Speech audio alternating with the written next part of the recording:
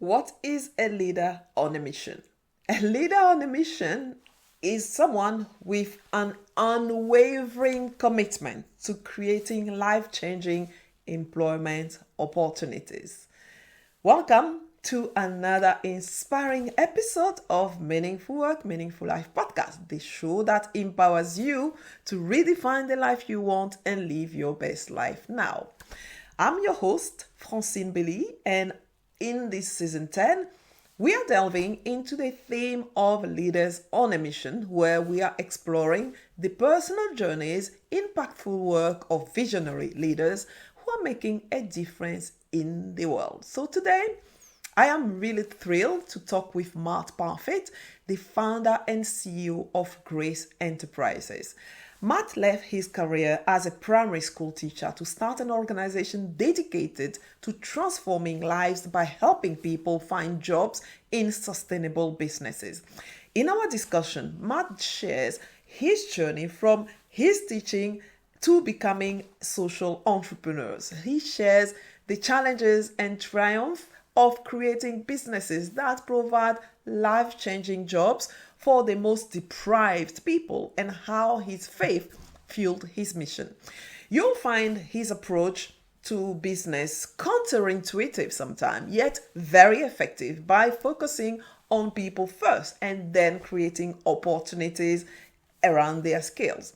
This episode is packed with insight on leadership, purpose, and making a real impact in the world.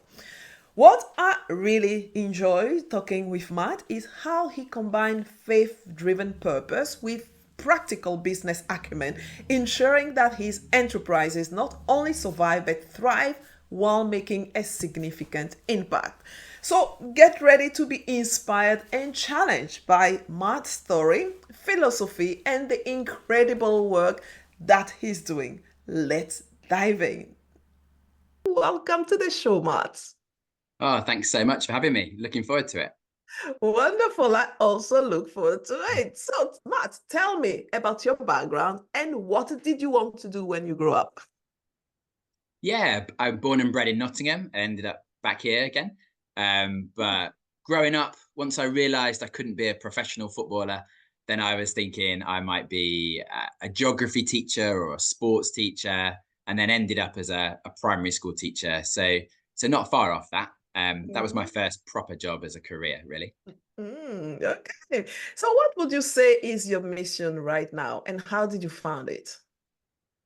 Yeah, the shortest way of summing up what we do is life-changing jobs. So it is all about creating opportunities for people that don't have them. As you mentioned, people who've been homeless or in prison or struggle with addiction or refugees, and actually using business to create those jobs so that they're sustainable. I don't just want to run a charity and then if I can persuade people to give me some money, then we'll help some people. But the need increases. So next year I need to persuade twice as many people to give me twice as much money. But actually a real passion for doing it through business. So that actually then if we could help people and make it work, then actually the need increases. But if we can grow our businesses, then it's inherently sustainable and scalable. So that's where I've ended up. And yeah, the common thread would be life-changing jobs, whether that's through the cleaning business, the marquee business, or the biscuit business you mentioned, or whatever business we start next. The common thread would be helping people who've really struggled for a job. Wow, I found it really fascinating. We're going to delve a little bit more into it in a moment, but just tell me, what is one thing that most people don't know about you?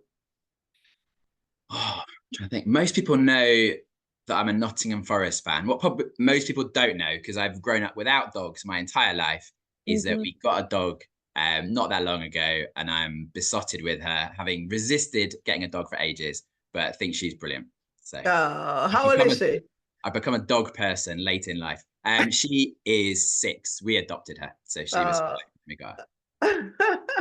that is fantastic. So tell me, Matt, what your childhood has, or how your childhood actually has contributed to who you are right now today. Yeah, I think that I had a really good childhood. So come from a stable home, parents who loved each other, loved me and my brother. had loads of opportunities. So I can't complain in any way, shape, or form. And I think that has helped set me up to have a level of self-belief, self-confidence, but also to have maybe enough social skills to be able to have different conversations with different people, to be able to talk to people who are homeless and talk to millionaires as well, and then not be much time between those two conversations, and to feel at home in both. And I think also, I mean, my parents were Christians and took me along to church, but it wasn't until I was 21 when I made a decision for myself that actually Jesus was someone I wanted to believe in and live my life for. But that was a massive part of childhood, having that background. But then making that decision has really like shaped what I've done since, where I'm sort of not really living for myself, but trying to live for a higher purpose, really. Yeah, that's really interesting. So, and also you transition, as I was saying earlier, actually from a primary school teacher to become a social entrepreneur. So actually we need to know how this happened, and actually focusing on marginalized community. How this happened, Yeah. what motivated to make this? So I suppose the order would be knowing people from the marginalized communities first. So I'm teaching at this point, but say Okay. people who are going to the church that I'm going to, they've been in prison, they've been homeless, they've been struggling with life. So now I'm aware of those people, know them, would call some of them my friends. So there's that bit comes first. Then in 2006, went to Kenya with my wife. She was training to be a doctor at the time, and we got a bit of time to go around the country. Saw, actually, it was a church in northern Kenya running businesses that were making a huge difference in the community. It was a poor area, but they were helping the surrounding area. It was amazing. They were taking food outwards when you'd think it naturally would have been coming in. And I was like, what is happening here that this is the complete opposite to what I would have expected? And the answer ultimately was they were running businesses that were creating jobs, creating wealth, and then distributing it out amongst the local area. I thought it was amazing. I'd never seen a business run like that. I'd never seen a church running a business. So I think this is 2006. That's probably what sparked something in me. And then it was a year later, with a year of frustration, feeling like someone needs to help the kind of people that I was talking about before. They're fresh out of prison, their lives have changed, they can't get a job. And I, as a teacher, I would have been saying things like, oh, I could help you with your CV, or I could help you with interview practice. I think there's loads of us that would like to help, but there were no employers, none. So in the church I was at, and I was getting really frustrated about that. Someone needs to do something about this, and you can tell where I'm going here. So like that sense of like that someone needs to do it, someone needs to make a difference. For me, I would say it is a God thing, as in I heard God speak to me on a Saturday afternoon, and that Interesting. meant, and then on a and then on a Monday morning, I handed in my notice. So What was he saying? What did you hear? yeah, it was short and sweet, as in, so without going through the whole day in the context, basically felt I was saying, God, someone needs to do about this, and heard him speak back to me saying, right, well, you do it then. And then being the kind of person I am, I was like, all right, I will. And that was it. So therefore, Monday morning comes round, I'm handing in my notice to the, Really? yeah, Like to the that? On Monday, Monday you morning. just go and hand your notice? That's it, Monday morning. Head teacher, I'm handing him a notice. This is completely out of the blue from his point of view. And he's asking me, well, which schools poached you? Because there's not many men teach year one, like 5 and 6 year olds. So I'm fairly rare at this point. Where I are you can going? I can increase your salary. Yeah, so it's like where are you going? And then once I've convinced him I'm not actually leaving for another teaching job, it leads to the next question, which is like, what are you going to do then? Because I've only been teaching 2 or 3 years at this point. So it's a fair question, and it was all going fine until that weekend. And then and so I'm saying, I don't know, I don't know what I'm going to do, but I'm going to be an employer. And that's been the crucial thing ever since. So 17 years later, the common thing has been to be an employer, to employ people been in prison, homeless, refugees, etc. But the actual way of doing that, I didn't know then what I was going to do. It's evolved since in terms of the vehicle of actually how to do it, but the what, helping people, giving them opportunities, empowering them, helping to see people get opportunities out of poverty, that's been the same all the way through. The delivery vehicles changed because the first thing I started was a gardening business. And so that was the how in the end to begin with.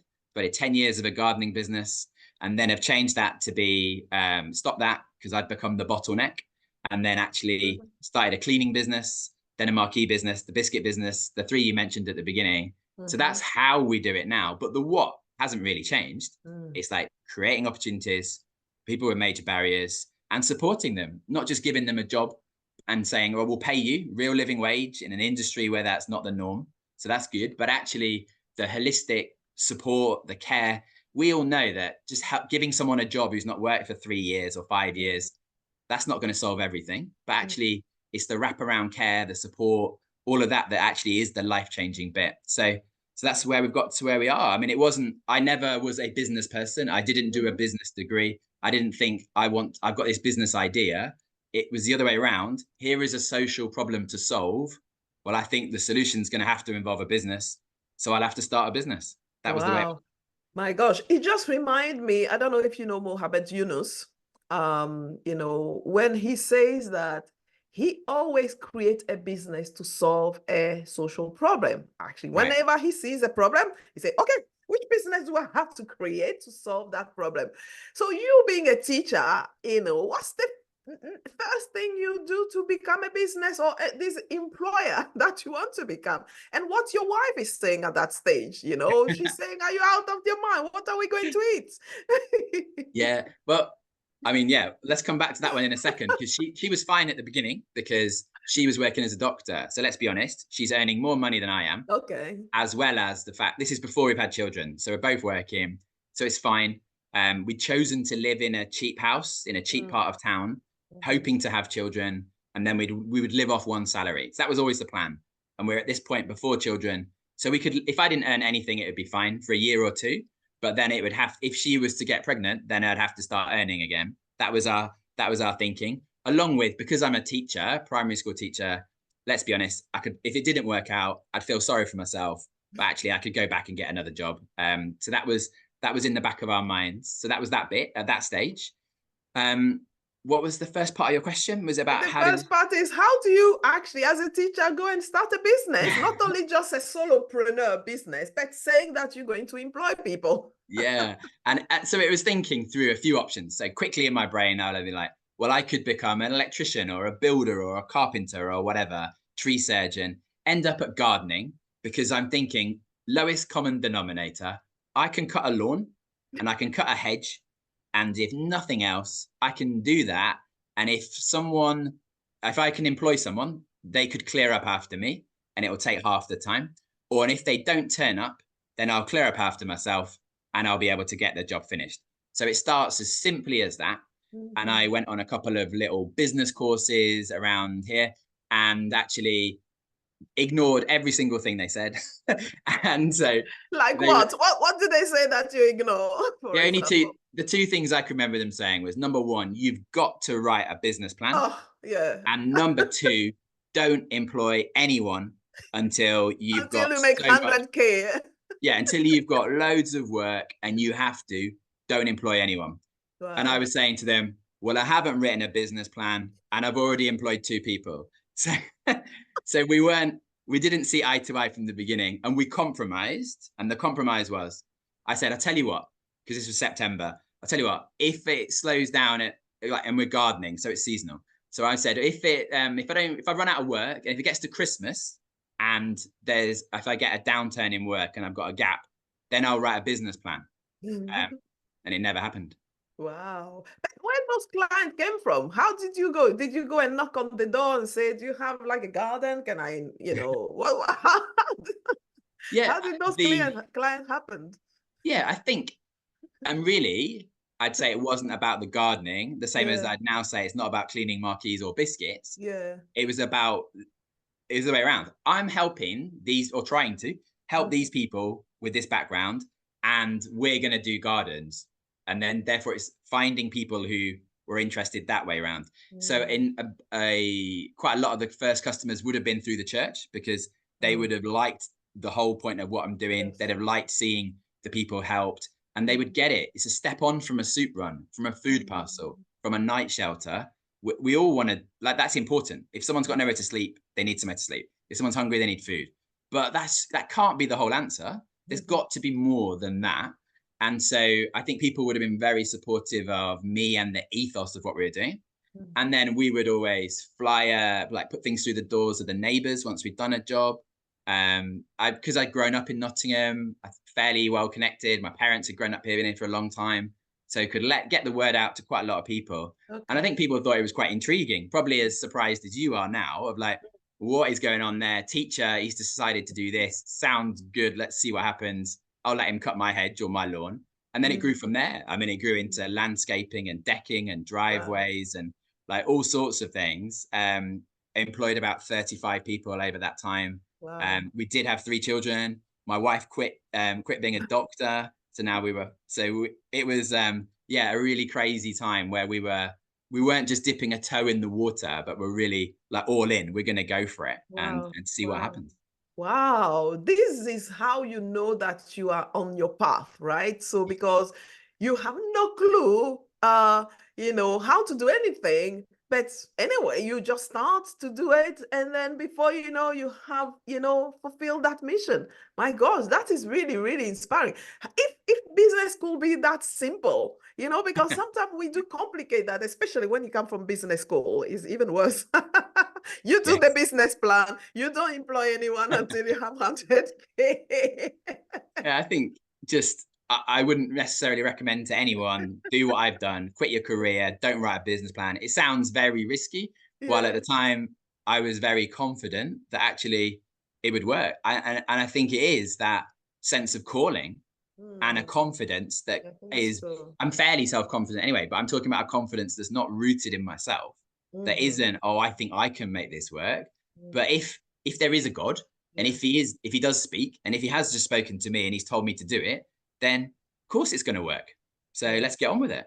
Yeah. And I think also what actually captured the imagination and also captured my imagination is that mission, is that he is actually not doing this job to be his own boss and become self-employed, but he's doing it because he wants to employ those people. Therefore, everybody will want to help as well for you to realize your mission, right? Yeah, I think so. And now the way that we've structured things, so stop the gardening, but started Grace Enterprises, as you mentioned at the beginning, and then the 3 businesses. And I own 0% Mm. of on everything and anything. So I don't Oh, own anything. So one argument could be helped start some businesses, got some things going, but actually the fact is I don't own it. And so, and again, that will cause people to ask questions. Well, why? But yeah, also, like, why would you take all the entrepreneurial risk, the downside, yeah, without any potential upside? Even if it works, you're not gonna win here yeah, financially anyway. But yeah. actually, so that's interesting. Or the fact that companies will work with us knowing that we're paying people more than average, we're Hmm. paying the real living wage, we're Hmm. employing people most people wouldn't employ. And also, when we make a profit, 100% of it is reinvested. So, what's not to like? I'm not trying to sell Wow. things to people they don't want, like cleaning on a construction site. Mhm. Everybody knows they need cleaning in those cabins. In winter, they get very muddy. Like someone has to clean it. Yeah, So why wouldn't they get us to clean it if of we can do the course. job well? Yeah. And then they get all the social benefit. We've employed people with difficult Hmm. backgrounds, Hmm. and they also know that instead of me driving around in a posh car or having nice fancy holidays, it all gets reinvested anyway. So what's not to like? And that's what we do. Exactly. What's not to like? Tick, tick, tick, tick. Oh my gosh. Yeah, that's so fantastic. So yeah, everything seems to be like the perfect world. But tell me, what are the challenges and obstacles that you may have faced during this journey, actually, And so when you don't own it, so who owns the company then? Is it employee owned or how is it? Yes. Yeah, Oh, so it's employee owned. no. So it's the charity. So Is it the okay? charity, so Radiant Cleaners, for example, cleaning Yeah. company, it's got one share, and the share is held by the charity. So it's like Okay. a wholly owned trading subsidiary. So if one of the businesses was somehow to go wrong or something, it wouldn't pull everything down, while at the same time all of the profits and all of the purpose is sitting underneath the charity. Is how Grace Enterprises does what it says it's going to do. We're going to employ people to work and to with all the other support, but it's delivered through the cleaning business, the marquee business, the biscuit business. That's how we've structured it. Wow, wow, wow. That's awesome. Yes. So what are the challenges and obstacles that you have faced? I'm sure that there are some, a few. There are loads, and if I've managed to paint a picture of a perfect business so far, then it definitely is not that at all. I mean, the greatest reason for doing what we do is the people, and the hardest thing about doing what we do is the These people people. too. Uh, like we I are know that. employing people who, let's be honest, haven't had a job for a very long time, if ever. And there's a reason for that. Sometimes it's that people haven't had the opportunities. Sometimes we're employing Ukrainian refugees, and you can see why that might be. Language skills. Well, that's fairly straightforward. We can work around that. But some of the people we employ with some of the backgrounds and the backstories are so challenging or so distressing that the fact that they are then hard to employ is not a surprise. And actually, it just makes it really hard to employ them and to employ them well simultaneously in a business. So the business has got to do all that social stuff while at the same time it's got to be able to make a profit as well. So that's quite a hard combination to do. And trying to run a business that is compassionate is not a tricky. So it is a tricky combination. Yeah. Trying to make that work isn't easy. Because if you err too far on the side of just letting people do whatever they want, then clearly that's all going to go wrong. If you are harsh and saying, well, then actually you're going to end up, what's the point? Because you're just running a business the same as everybody else's. So we've lost our purpose. But trying to hold that tension in the middle is a tricky thing to do. So I think that's difficult, along with the fact that we've been running through all the challenges of the last few years. So inflation going up, COVID, so many different things going on. I mean, that nearly killed us in that we lost 95% of our work cleaning at that time overnight. Wow. So Wow. some real challenges there. But I'm really grateful to a team of people, grateful to lots of clever advisors, grateful to God that actually we've come through all that and started a second business, third business, and things in general are going in the right direction, while at the same time loads of challenges. Yeah, wow. Yeah, exactly. I can tell, when you say that the best, one of the best thing of running that is people and the, challenge is people. I can definitely tell because, oh my gosh, this is like, I don't even know how you did during COVID because when there was nothing, offline, so I don't know, you can't operationalize that online, right? Is there any part of your business that can run online if you are not offline? No, I mean we tried to do some of our employee support online, Yeah. but because some industries stayed open, we worked all the way through. So we lost most of our work. So to be honest, it would have been easier to stop. But 95% of our work disappeared. But there were construction sites still building. There were some offices still open with like key workers, key Mm. services. Yeah. So at that point, cleaning was even Yeah. more important than any other time. Yeah. So those that were staying open, it really did change the way things were done. But yeah, we went into that thinking, how are we going to survive? Came out of it twice the size with twice as many employees. Mhm. And then a year later started a second business. And then another year later, a third. And so it's been it has been an interesting time. Yeah. But yeah, I we're really I grateful. suppose so. I suppose so. One of the things that you say, when you have to employ people who have never had these jobs before, etc. We kind of support you putting you are not like an employer where you just come and onboard people and expect them to do things the way Yeah. everybody does. Do you have some specific support system that you put in place to make sure that they are kind of employment ready or Yes. to do the job? How do you do that? Yeah. And this is probably where we bring back my wife into the story. So Uh-huh. if you remember, she was a Yeah, she's a GP when GP, I went to exact. Kenya, fine. And then when I stopped to go gardening, she was bankrolling us because it didn't really matter what I did. But by now she'd stopped work as well, felt called out of medicine. So now we're the teacher and doctor who have like given up two careers to run a cleaning business, employing people that can't get a job with anyone else. So it's like we've dialed up the difficulty rating I considerably. think you have to have a film about this, I tell you.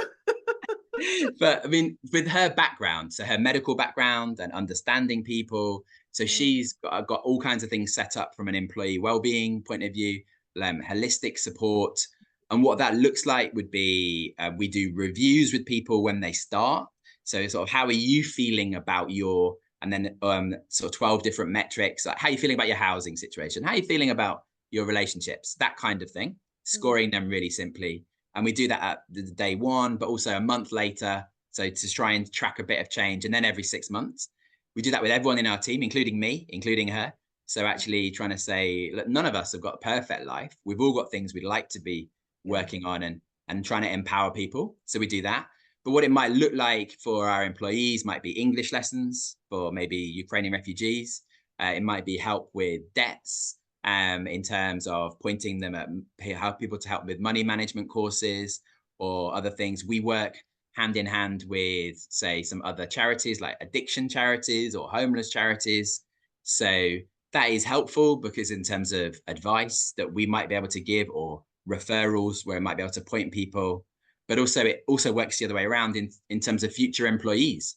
Because when let's say an addiction charity has worked with a group for 6 months and there are people there who have managed to get off drugs and are really desperate for a job and been turning up really faithfully, then actually that's fantastic for us. That's exactly the kind of person we want to employ.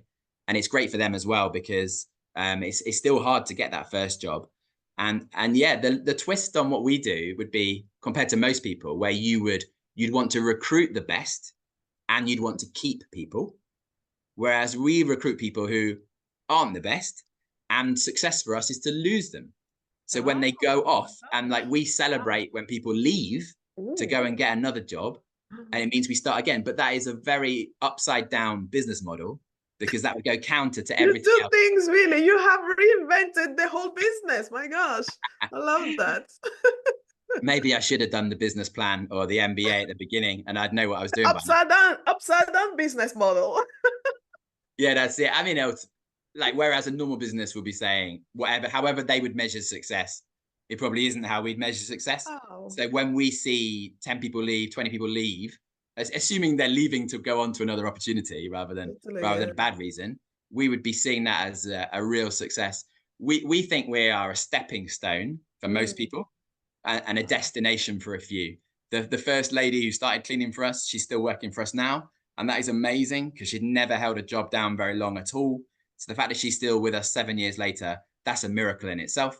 But actually seeing people leave us to go and start their careers or to do other things, that's a real joy as well. And it means we can employ more people at the beginning.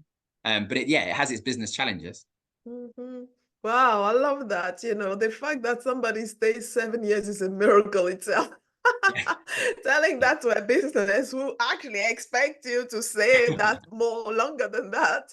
Wow. Do you have any kind of the most amazing success story that you've seen that you can share? What outside of that miracle, the seven Yeah. years woman? I mean that one is one where she'd probably never had a job for 7 weeks. So jumping that to 7 years is like is phenomenal. But yeah, I can think of a lady who is currently our operations manager in the biscuit business. She came Mhm. over here as a refugee from the Ukraine war, and she'd been an architecture student, and so she was then applying for jobs over here and couldn't get one. They saw her as overqualified.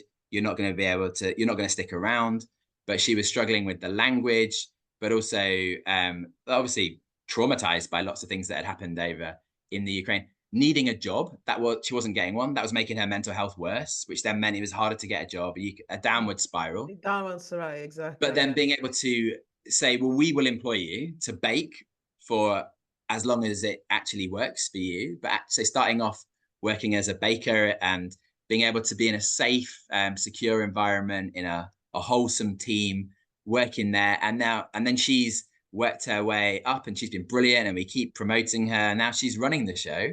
And it's just a real joy. And she would say this has really helped her with her mental health. It's helped her Mm. financially. It's given her purpose, all of those words. It's not about biscuits, but it's Yeah. about being part of a team. And we keep giving her responsibility. And I think she really is thriving on that. Now, if she was to leave us and go and actually, I want to go back into architecture, Mhm. we'd be celebrating because Mm. she wasn't about to do that. And we'll have Absolutely. helped her as a Yeah. stepping stone. If Mm. she's still with us in a few years' time, she'll probably have taken my job by then, and that'd be great as well. Like, she's fantastic. So yeah, we can celebrate that. That is so powerful. My gosh, yes. So getting people that ability, that opportunity to be a stepping stone, especially even, you talked about all the homeless people who couldn't get a job, and the other side as well, people who are overqualified and also can't get a job. So, because of some other challenges, so that have the confidence and are building their confidence. And she reached that level, operation management. That's awesome. So Yeah. when you look actually back on your journey, and what are some of the most valuable lessons you actually learned, and what advice would you give to aspiring social entrepreneur outside, and don't do your business plan, and don't employ people? People really are looking to create also a social enterprise or an enterprise that has really meaning and can create this meaningful change. What would you be saying actually? Yeah, it has to start with a purpose. So it's got to be, this is what we are doing. And so for me, that's employing people, and that's what we're talking about. And then, how I'd almost want you to tell me, what's the problem that you are changing, but you need to hook me there, and then leave me almost like, well, how are you doing that? Oh, and almost, whether you then tell me you're making biscuits, or you're printing business cards, or you're producing videos, or making carpet, it doesn't matter. Like, actually, what the reason I'm interested in you and your social business is the need that you are meeting, whether that's to do with people or to do with the environment or whatever it might be. So I think that's really important. And Mm. then, and selling it that way. So finding customers who value Mm-hmm.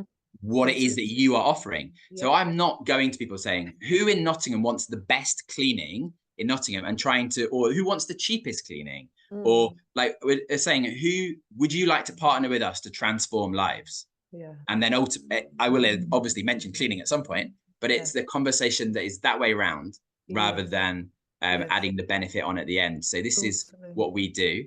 And I Yes. mean, my personal way I do things, and my top tip to anyone would be to find people who are better than you and employ them to do the stuff that you're either not very good at, or you don't get around to, or yeah, that you just don't do. I mean, I absolutely love finding people who care about our mission. They're not coming to us for the money, but Mm. actually they believe in what we're doing. And Yes. then people who are super talented, and then empowering them, and not me saying, this is how you've got to do it, or this is how I always did it. You need to copy that because I Mm. started it. But actually, like, here's where we're going, and here's a few rough like guardrails of, like, we can't go past that or past that, but between there, just do it however you want, and tell me what you need to do your job. And it's my job to go and get those things, whether that's money or people or a laptop or whatever it be. That's my job, to enable you to do your job, and just letting people make mistakes, and really go for it, and covering them, and celebrating them, and taking responsibility when it doesn't work. And just it is a journey where I couldn't get there on my own, saying Yes. I'm not an expert anyway. But even if I Mhm. thought I was, I'm an expert, I'm taking us here. Even if I was, no one would be following at that point, because no one likes that person. Whereas if it's more like, this is where we're going, this is what we feel called to do, this is why, do you want to go on this journey together? That's a different group of people that say, yeah, I'd like to be part of that. Wow. Yes, I love that. Leading with your purpose, you're leading with your mission, and finding the believers, people who are going to believe in what you're doing, rather than going and convincing people, selling to some people who are not going to value the same thing as you. Yes. So that's wonderful. So now let's look at the last part of this interview, which is actually the 3M: meaning, money, and movement. So, what gives you meaning, Matt? I have a teeny idea, but let's tell us what gives you meaning in life. So, where do you get your inspiration from? Yeah. It is a faith answer for me. Like, I actually do believe Jesus was the Son of God, died for me on the cross, so I'm saved. Great. I don't have to do anything now. So I am saved by grace, but that gives me such a freedom, because I don't feel like I have to perform to go out and take risks and do things other people wouldn't do. And yeah, it's got us to where we are. But that is what gives me meaning in this life. That's awesome. So, if I give you £1 billion today, what would you do with that, and how would you spend your days? well, I definitely wouldn't give up work because I'm not doing it for the money. So I'd carry on. Definitely. There are a couple of people where if we had the resources, we would employ them. We'd have like someone who's in charge of fundraising and communications, as in, I know that a couple of people would free me up a bit more. So that would be great. We would start another business. I've got loads of ideas of what we could do next. Which other business would you like to start, actually? Well, You have I a biscuit one, you have a marquee one, you have the first one, which one was it? The cleaning yeah, business. So okay, well, what else do you want to add? and I'm not trying to dodge the question, but Yeah. the honest answer now is it depends on people. So linking back to my last answer, so we with the biscuit one, we didn't decide to start a biscuit company and then find someone. We Yeah. found someone and then decided to start a biscuit company because of his skills and his talents. It was very Oh, much that way around. So we interesting. knew the social need. We needed to create Okay. jobs for the homeless. It needed to be scalable. It needed to be replicable. There were lots of things it needed to be, but it didn't need to be biscuits. But his Mm. background in restaurants and cafes and catering meant that we ended up going in that direction. If Okay. we'd appointed someone else, we'd have started a different business. That's And so it. therefore, I've got ideas of what Yes. I would do if it was me. But what I've realized is it's not going to be me Mhm. starting it. So actually, I'll be there, I'll be helpful, hopefully. But really, we need to find the next super talented person and actually finding out what are they passionate about, what skills have they got, and it will obviously need to meet a certain need and it will need to employ people. But I want to help the next person start that business rather than me tell them this is what we're going to do. Um, yeah, if it was left to me, I'd do something about mobile phone chargers made out of recycled plastic. Wow, you actually have an upside down way of doing your business. My gosh, even this one, you're going to find someone rather than coming up with an idea, a business idea. You're going to find someone, and that someone, based on the skills they have, we're going to, of course, and then the need of the market that is fulfilling a Yeah, need, or you're going to start a business based on that. That's awesome. yeah. At the at the risk of upsetting everybody, Uh-huh. I don't think it's that Upset hard. people, yeah. I don't think it's that hard running a business. And therefore, I feel like within reason, we could do anything. Like, Mm. actually, if we've got the right people, then people are people and they value relationships and they value a good quality product or a good quality service and actually trust and integrity. And if you did all of those things, it doesn't really matter what you're doing, there'll be people who will buy into that. And that's actually what I would like from whether it's a mechanic or a plumber or the next sofa I buy, I'd want it to come from a company that had all of those characteristics. So Mm. which of those things we do is neither here nor there. And no, I don't mean things like being a doctor or a dentist, where clearly some professional training is going to be very helpful. But actually, I think there are so many things that we could do. So yeah, so maybe I need to ask you the business question. What business would you start? And maybe you can come and work with us and we'll start Oh it my together. gosh. You know what I'm going to start? I like to be an impact investor, is Okay. actually giving people money to start a business. Actually, that's what I'm going to do with £1 billion. Well, that'd be great because Yeah. you've already offered us 1 billion. So you must have plenty.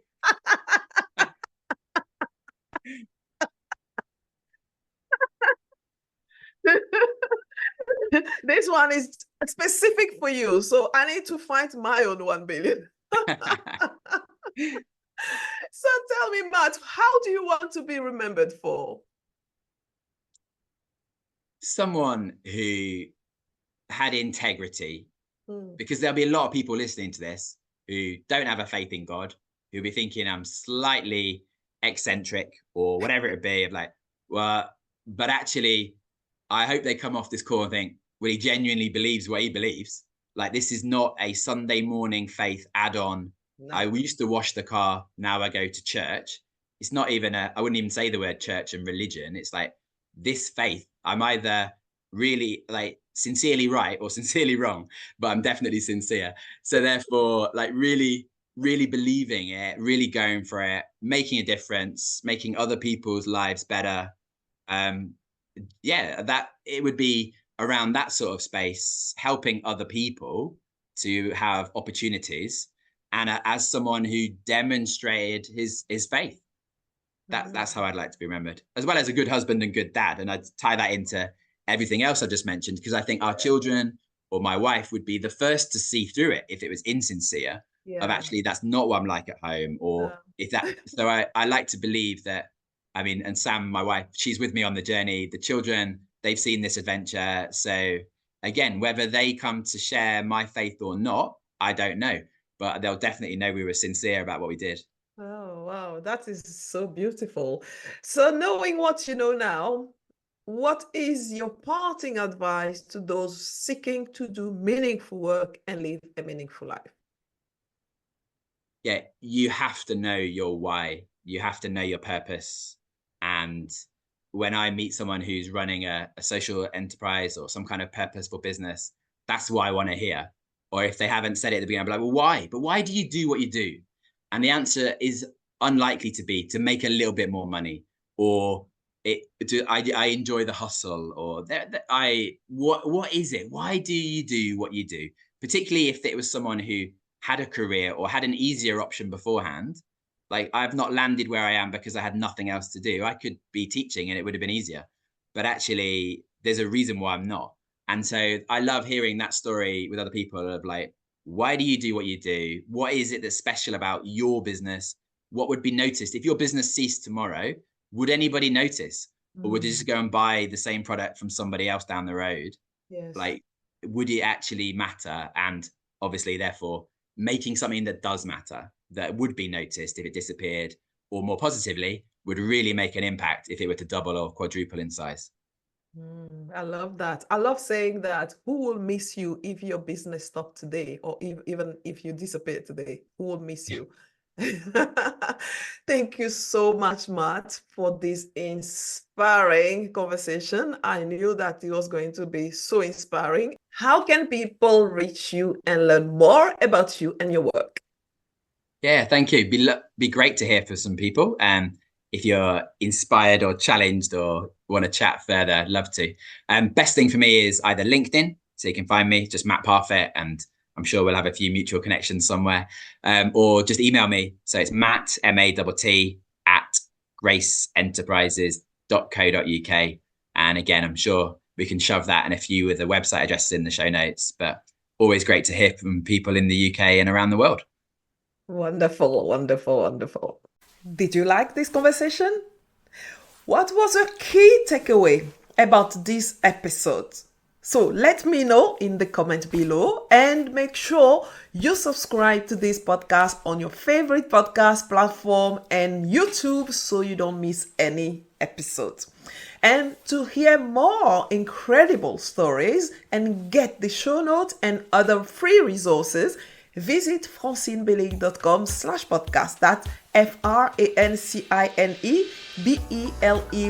Francinebeleyi.com/podcast. And I will see you next week for another episode of Meaningful Work, Meaningful Life podcast. Until then, dream, act, and make an impact. Lots of love.